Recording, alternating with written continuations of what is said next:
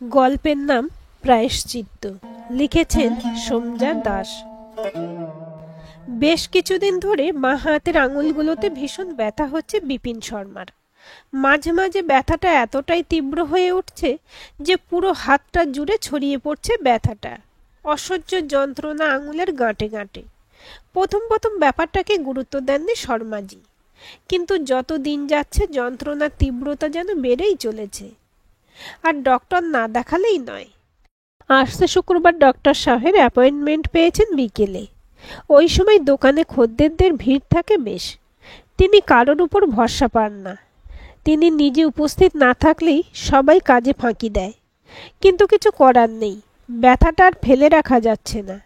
ওইটুকু সময় তাকে বার করতেই হবে। যারা শর্মাজিকে চেনে তারা জানে শর্মাজি খুব ভদ্র ও বিনয়ী মানুষ। পারিবারিক কাপড়ের ব্যবসাকে তিনি অনেক বাড়িয়েছেন নিজের ক্ষমতায়। আজ এই দিল্লি শহরে তার 4খানা শোরুম। অন্যগুলো তার ছেলেরা দেখে। শুধু সবচেয়ে পুরনো তার বাপ ঠাকুরদার হাতে গড়া এই দোকান তিনি কারো হাতে ছাড়েননি। খুব ভোরে ব্রাহ্ম মুহূর্তে বিছানা ছাড়েন তিনি রোজ, সারা বছর। এই নিয়মে নড়চড় হয় না। গুরুর আদেশ। ভোরে উঠে স্নান করে গায়ত্রী মন্ত্র জপ করেন 108 বার। তার আগে তিনি জল গ্রহণ করেন না। নিজে হাতে প্রাত্যহিক পূজা পাঠ করেন। স্ত্রী সবিতা দেবীও যোগ্য সহধর্মিনী। খুব কম বয়স থেকে সবিতা দেবী ঠাকুর দেবতা নিয়েই কাটিয়ে এসেছেন এ যাবৎকাল। ইদানিং কিছুটা সূচিবায়ীগ্রস্ত হয়ে পড়েছেন। চিরকালই তিনি ভীষণ শান্ত মানুষ। কোনোদিন তাকে উঁচু গলায় কথা বলতে কেউ শোনেনি। হয়তো তার নিজের কিছু স্বাধীন চিন্তা করার ক্ষমতাই তৈরি হয়নি কোনোদিন। সেই কোন ছোট বয়সে এই বাড়ির বউ হয়ে এসেছিলেন। সারা জীবন স্বামীর ছায়া হয়েই কাটিয়ে দিলেন। স্বামীকে ঈশ্বর জ্ঞানে পুজো করেন। শর্মাজির ছেলেরা বাবা মাকে সমীহ করে চলে। শর্মাজি কড়া অনুশাসনে একসাথে ধরে রেখেছেন পুরো পরিবারকে। তিনি জানেন পারিবারিক ব্যবসা তখনই সফলভাবে এগিয়ে চলে যখন পরিবারের মানুষগুলি একসাথে কাঁধে কাঁধ মিলিয়ে কাজ করে। এই ব্যবসা তার ঠাকুরদার তৈরি। তিনি তৃতীয় পুরুষ। এই ব্যবসাকে এগিয়ে নিয়ে যাওয়ার দায়িত্ব তাঁর উপরেই বর্তায়। ছেলেরাও ঈশ্বরের কৃপায় বাবার বাধ্য। 3 ছেলেকেই কম বয়সে নিজে পাত্রী পছন্দ করে বিয়ে দিয়েছেন। শুধু ছোটজন একটু বেগরবাই করেছিল।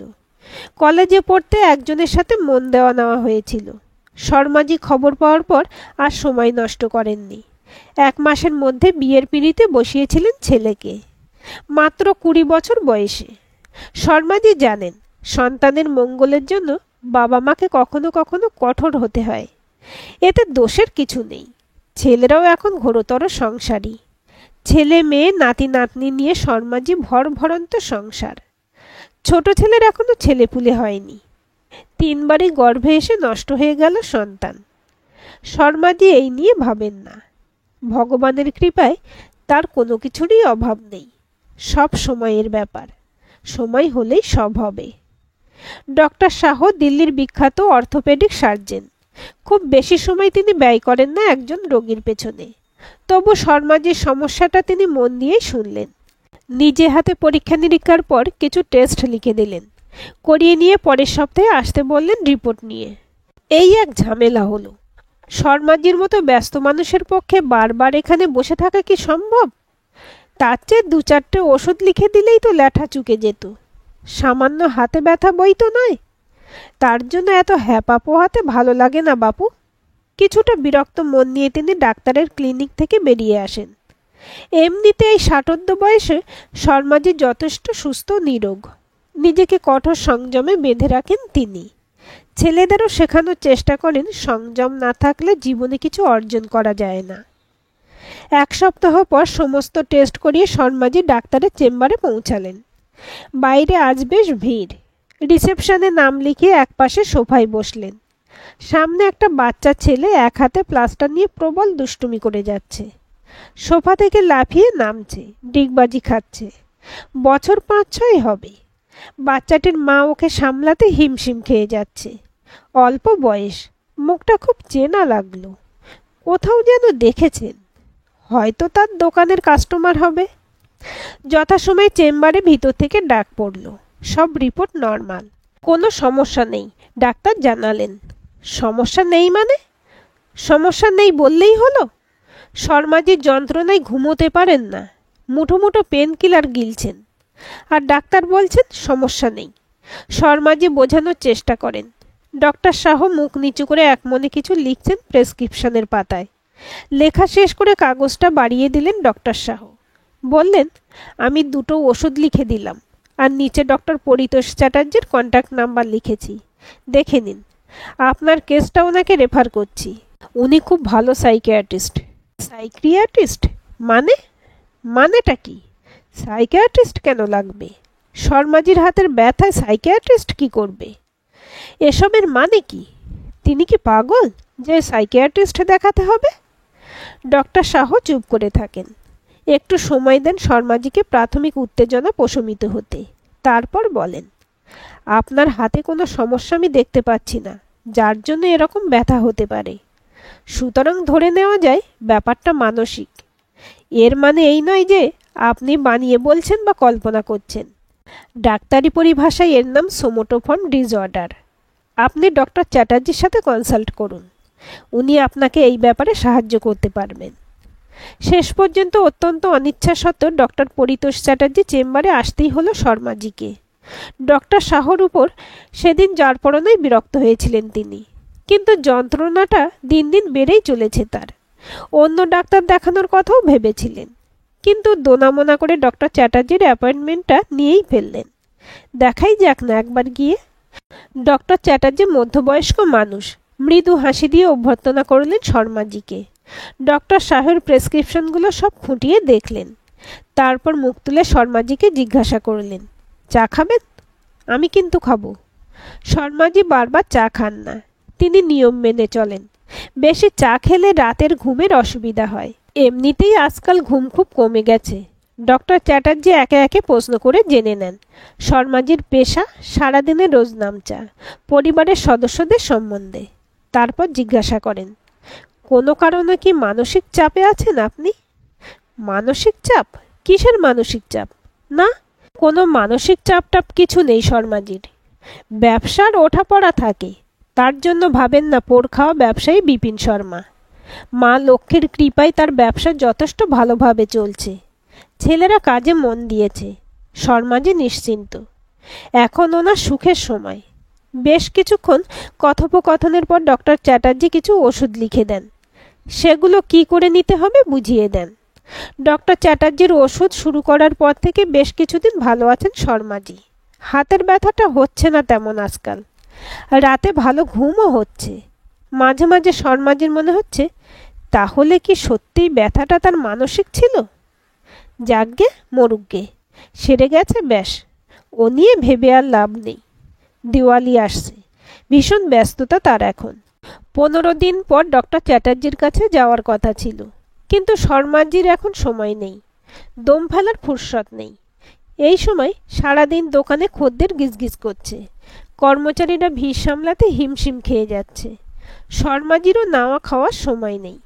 দুপুরেও বাড়ি ফিরতে পারছেন না, দোকানেই খাওয়া সারতে হচ্ছে। মা লক্ষ্মীর সাথে সাথে মা ষষ্ঠীর কৃপাদৃষ্ট শর্মা পরিবারের উপর পড়েছে। ছোট বউ আবার গর্ভবতী। হে ভগবান, এবার যেন সুস্থ সন্তানের জন্ম দিতে পারে ছোট বউ।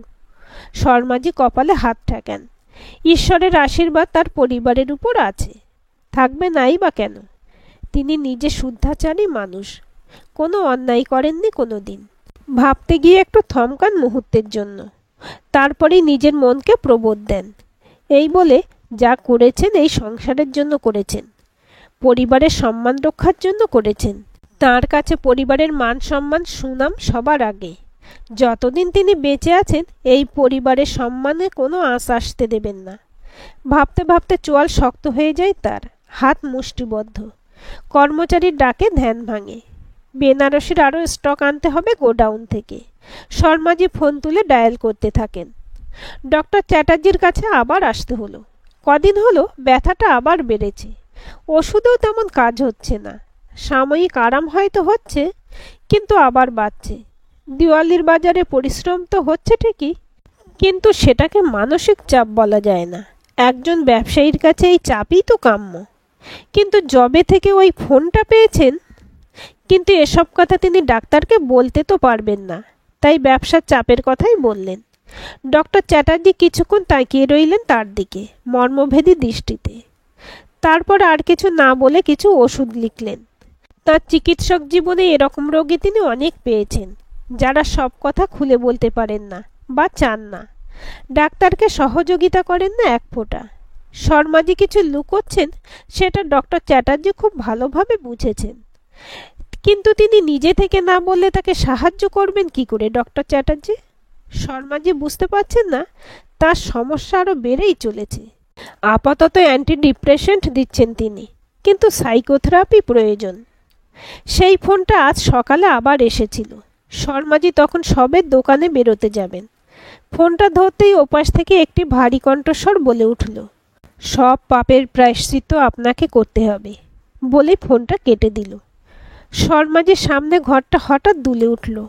দেওয়াল ধরে নিজেকে সামলালেন কোনো রকমে। মাথাটা ঘুরছে খুব, দুর্বল লাগছে শরীর। পাশে সোফায় বসে পড়লেন। সবিতা দেবী ছুটলেন জল আনতে। ছেলেরা সব দোকানে। দুই বউ রসয়ে, ছোট বউ বাপের বাড়ি গেছে। শর্মা পরিবারের বউরা শ্বশুরবাড়িতেই সন্তানের জন্ম দেয়, এটাই নিয়ম। কিন্তু 3 সন্তান নষ্ট হবার পর গুরুদেব নিদান দিয়েছেন স্থান দোষ হয়েছে, তাই সন্তান না জন্মানো অবধি বাপের বাড়িতেই থাকবে বউ। শর্মাজির শরীর জুত লাগছে না আর, একটু বিশ্রাম প্রয়োজন। দোকানে না হয় ও বেলায় যাবেন। ঘরে গিয়ে বিছানায় শুলেন তিনি। ফোনের ও প্রান্তের লোকটা কে হতে পারে? কোন পাপের কথা বলছে সে? তবে কি তার অতীত এতদিনে কৃতকর্মের প্রতিশোধ নিচ্ছে? কিন্তু সেই সব কথা তো কারোর জানার কথা নয়। তিনি নিজের হাতে সব চিহ্ন মুছে দিয়েছিলেন। তবে সেই বোকা মেয়েটার হয়ে এতদিন পর শর্মাজিকে ব্ল্যাকমেল করতে কে আসবে? প্রায় 25 বছর হয়ে গেল, কেউ তো ছিল না তিনকুলে মেয়েটার। অনাথ আশ্রমে মানুষ, শর্মাজির কাপড়ের দোকানে সেলাইয়ের কাজ করত। কোনো জাতকুলের ঠিক ঠিকানা নেই, তার উপর চরম মূর্খ। কি করে সে ভাবতে পারল যে বিপিন শর্মা নিজের পরিবার ছেড়ে, স্ত্রীকে ছেড়ে তাকে বিয়ে করবেন? বোকা মেয়েটা তাকে ভয় দেখাতে গিয়েছিল। প্রমাণ আছে তার কাছে। কি প্রমাণ? না, সে কিনা সন্তান সম্ভবা, নাকি বিপিন শর্মা সন্তানের মা হতে চলেছে। আগুন ধরে গেছিল শর্মাজির মাথায়। তাকে ব্ল্যাকমেল করা এত সহজ নয়। বিপিন শর্মা ঠান্ডা মাথার লোক। কিছুটা সময় নিয়েছিলেন তিনি। প্রেমের অভিনয় করেছিলেন, নিখুঁত অভিনয়। বোকা মেয়েটা টেরও পায়নি কিছু। লোক জানাজানি করার উপায় ছিল না। হসপিটাল বা ডাক্তারের সাহায্য নিলে খবর যদি চাউর হয়ে যায়, তাই শর্মাজি ঠিক করেছিলেন যা করার তাকেই করতে হবে। দুধের মধ্যে বেশি করে ঘুমের ওষুধ মিশিয়ে প্রথমে অজ্ঞান করেছিলেন মেয়েটাকে। তারপর তার যোনির ভেতর হাত ঢুকিয়ে ছিঁড়ে বার করে এনেছিলেন ভ্রূণ। রক্তে ভেসে যাচ্ছিল সারা বিছানা, মেঝে। বাথরুমের নালা দিয়ে ভাসিয়ে দিয়েছিলেন নিজের অনাগত সন্তানকে।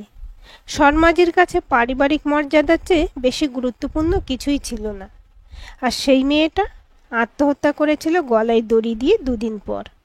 পরিবারের সম্মান রক্ষার জন্য শর্মাজি সব করতে পারেন, যত দূর যাওয়া দরকার যেতে পারেন। ঠিক যেমন গিয়েছিলেন ছোট ছেলের বেলায়। মূর্খ ছেলেটা কলেজে একটি নিচু জাতের মেয়ের সাথে ভাব ভালোবাসা করে তাকে বিয়ে করার জন্য ক্ষেপে উঠল। শর্মাজি জানেন এই বয়সের ছেলের উপর জোর করতে গেলে আরো বিগড়ে যাবে। চুপচাপ কাউকে কিছু জানতে না দিয়ে মেয়েটির বাড়ি গিয়েছিলেন আসলামকে নিয়ে। তিনি জানতেন বেশি কিছু দরকার নেই, ভয় দেখানোর জন্য আসলামের উপস্থিতিটাই যথেষ্ট। কাজও উদ্ধার হয়েছিল খুব সহজেই। কিছু টাকা খরচ করতে হয়েছিল শুধু। মেয়েটার বিধবা মায়ের হাতে লাখখানেক টাকা গুঁজে দিয়ে এসেছিলেন। সাথে ভালো করে বুঝিয়ে দিয়েছিলেন রাতারাতি যেন দিল্লি ছেড়ে চলে যায় অন্য কোথাও। না হলে তার স্বামীর কাছে মেয়েকেও পাঠিয়ে দিতে বিপিন শর্মার বেশি অসুবিধা হবে না। 1 মাসের মধ্যে বিয়ে দিয়েছিলেন ছেলের। ছোট বউ একটু হাবা মতন, কম বুদ্ধি, কিন্তু তার বাবা খরচ করেছিল প্রচুর। সেই পণের টাকায় দিল্লির মতো শহরে শর্মাজির 4র্থ শোরুমটা সহজে শুরু করা গিয়েছিল। হাতটা দপদপ করছে যন্ত্রণায়। শর্মাজি ড্রয়ার থেকে ওষুধ বার করে জলের সাথে খেয়ে নিলেন। একটু সময় লাগবে ব্যথা কমতে। চোখ বন্ধ করে ঘুমানোর চেষ্টা করেন। এত সময় তো লাগে না অন্যদিন কাজ হতে, এত ব্যথা হচ্ছে কেন আজ? কমার নামই নিচ্ছে না। শর্মাজি আর একটা ট্যাবলেট খেলেন, আর বসেও থাকতে পারছেন না যন্ত্রণার চোটে। ব্যথাটা সারা হাতে ছড়িয়ে পড়ছে, হাত থেকে কাঁধ হয়ে পিঠের দিকে নেমে আসছে। ডক্টর চ্যাটার্জিকে ফোন করতে চেষ্টা করেন তিনি। ফোন লাগছে না, বারবার ডায়াল করতে থাকেন। একসময় ফোনে লাইন পাওয়া যায়। ওপাশ থেকে ডক্টরের সেক্রেটারি জানায় ডক্টর পরিতোষ চ্যাটার্জি একটি কনফারেন্সে যোগ দিতে দেশের বাইরে গেছেন। 7 দিন পরে অ্যাপয়েন্টমেন্ট পাওয়া যেতে পারে। ধুত্তর, নিকচি করেছে। ফোন ছুঁড়ে ফেললেন শর্মাজি। ও ভগবান, এ কি যন্ত্রণা! আর সহ্য করা যাচ্ছে না। দু চোখ দিয়ে দরদর করে জলের ধারা নামে। সারা ঘর ঘুরতে থাকে চোখের সামনে। শর্মাজি জ্ঞান হারিয়ে ঘরের মেঝেতে আছড়ে পড়েন। 2 দিন হয়ে গেল শর্মাজি হসপিটালে ভর্তি। পড়ে গিয়ে মাথায় চোট পেয়েছিলেন, যদিও সেটা গুরুতর কিছু আঘাত নয়। রক্তচাপ বেশ বেশি আছে, কিন্তু হাতের যন্ত্রণাটা এতটাই বেশি যে ওনাকে ঘুম পাড়িয়ে রাখতে হচ্ছে বেশি ডোজের ঘুমের ওষুধ দিয়ে। সারাদিন বাড়ির সবাই পালা করে হসপিটালে থাকছে। এই মরশুমে দোকান বন্ধ রাখাও সম্ভব নয়। এখন রাত 12টা বাজে। বিরাজ ঘড়ি দেখল। একবার পিতাজির কেবিনে গিয়ে পর্দা সরিয়ে দেখে এলো। গভীরভাবে ঘুমোচ্ছে শর্মাজি। বিরাজ শর্মাজির ছোট ছেলে, বিরাজ শর্মা। নিজের মনে হাসতে থাকে সে। শর্মা, বংশ পরিচয়, কি অহংকারের জায়গা তার বাবার। সব অহংকারের শেষ ঠিকানা তো চিতার আগুন। ওই যে মানুষটা বেহুঁশ হয়ে পড়ে আছে হসপিটালের বিছানায়, তার অহংকারের জন্য আজ বিরাজের জীবন, তার মায়ের জীবনটা নষ্ট হয়ে গেছে। তার মা ভাগ্যের সাথে সমঝোতা করে নিয়েছেন, আর বিরাজ এতগুলো বছর ধরে দ্বৈত জীবনযাপন করতে হচ্ছে তাকে। কি দোষ ছিল তার, তার মায়ের? বিপিন শর্মা সারা জীবন সবাইকে ঠকিয়ে গেছেন, শুধু ভালোবাসেননি কাউকে। নিজের বংশ পরিচয়, নিজের অহংকার ছাড়া আর কেউ কোনো গুরুত্ব পায়নি তার কাছে। কি দোষ ছিল তার মায়ের? মা তো স্বামীকে ঈশ্বর জ্ঞানে পুজো করেছিলেন। তার মনে সবটুকু শ্রদ্ধা ভালোবাসা নিবেদন করেছিলেন স্বামীকে।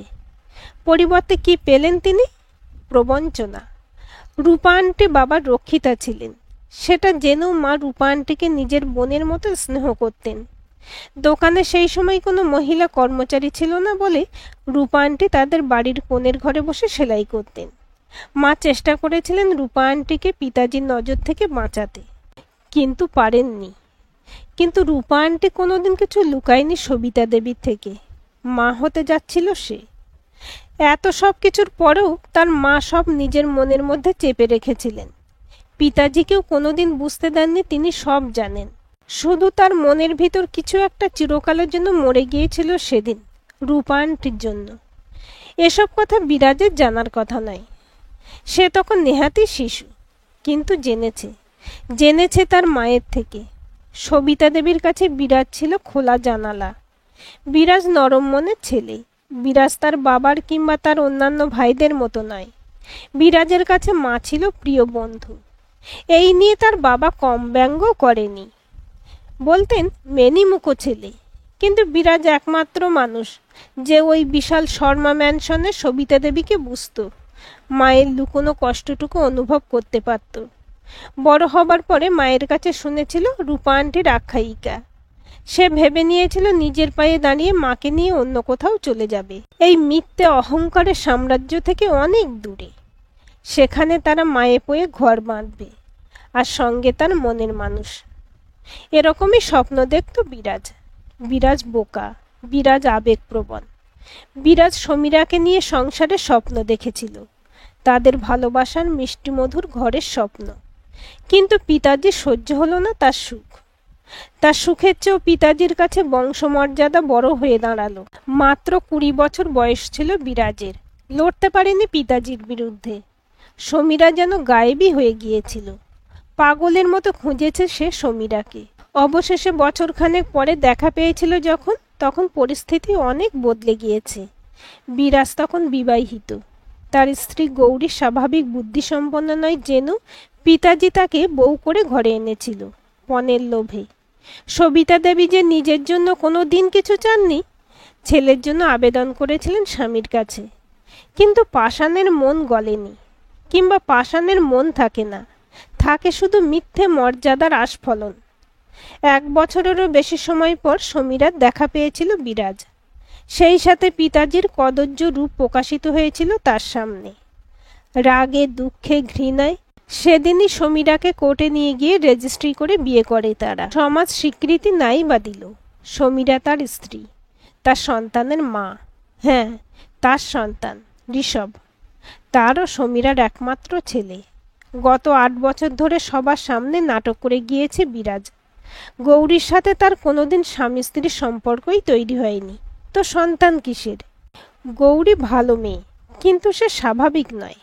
অন্য সব সমস্যার মধ্যে গৌরীর আর একটা সমস্যা ছিল যৌনতায় ভীতি। বিরাজ প্রথম থেকেই তার ইচ্ছে অনিচ্ছা সম্মান করেছে, আর সমীরার সাথে বিয়ের পর থেকে তো আর কোনো প্রশ্নই আসেনি। প্রতিবারই মিথ্যে গর্ভপাতের অভিনয় করতে হয়েছে, এবারও তাই করবে। সব ব্যবস্থা করা আছে।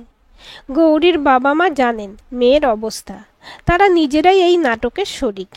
কিন্তু তাদের সকলের জীবনগুলো এভাবে নষ্ট করে দেবার জন্য পিতাজিকে বিরাজ কোনোদিন ক্ষমা করবে না। না, ক্ষমা করেওনি বিরাজ। সেদিন পিতাজি যখন ডক্টর সাহেবের কাছে গিয়েছিলেন, সেখানে তাকে সমীরা দেখে। ঋষভের খেলতে গিয়ে হাত ভেঙেছিল। পিতাজি সমীরাকে চিনতে পারেননি, কিন্তু সমীরা চিনেছিল। সমীরার কাছে শুনেই মায়ের কাছে বিরাজ পিতাজির প্রেসক্রিপশন দেখতে চায়। পিতাজির হাতে ব্যথার কথা সে আগেই শুনেছিল। প্রেসক্রিপশনের এক কোণায় ছোট্ট করে লেখা সোমাটোফর্ম ডিসঅর্ডার। কথাটা তখনই চোখে পড়ে তার। এক সাইকোলজিস্ট বন্ধুর কাছে ব্যাপারটা বুঝে নেওয়ার পর সিদ্ধান্ত নিতে দেরি করেনি। তাদের সবার জীবনগুলোকে এভাবে তছনছ করে দেওয়ার কিছু তো প্রায়শ্চিত্ত করতেই হতো বিপিন শর্মাকে। গলা বদলে ফোন করা শুরু করে সে। শর্মাজির অবচেতনে মনের লুকোনো পাপবোধকে তার চেতন মনে চড়িয়ে দিতে সক্ষম হয় বিরাজ। বেড়ে চলে ব্যথা, সামান্য ব্যথা। বিপিন শর্মা তাদের সবাইকে যে যন্ত্রণা দিয়েছে, দিনের পর দিন যেভাবে তাদের জীবনগুলোকে নরক করে দিয়েছে, সেই তুলনায় কিছুই নয় হয়তো। চিকিৎসায় সুস্থ হয়ে উঠবেন তিনি, কিন্তু কিছুক্ষণের জন্য নরক দর্শন, তাই বা মন্দ কি? বিরাজ সেই দিন থেকে হসপিটালের এই চেয়ারে বসে আছে। বিপিন শর্মার যন্ত্রণার প্রতিটি মুহূর্ত সে তাড়িয়ে তাড়িয়ে উপভোগ করতে চায়। আজকের পর থেকে বিপিন শর্মা তার প্রত্যেকটা পাপকে নিজের মনের কাছে স্বীকার না করা পর্যন্ত যন্ত্রণায় দীর্ণ হবেন এমনিভাবেই। এটাই হবে তার প্রায়শ্চিত্ত। আজকের গল্পটি আপনাদের কেমন লাগলো কমেন্ট করে জানাবেন। ভালো লাগলে লাইক, শেয়ার, সাবস্ক্রাইব করবেন এবং নতুন ভিডিও আপডেট পেতে বেল আইকনটি ক্লিক করে রাখুন।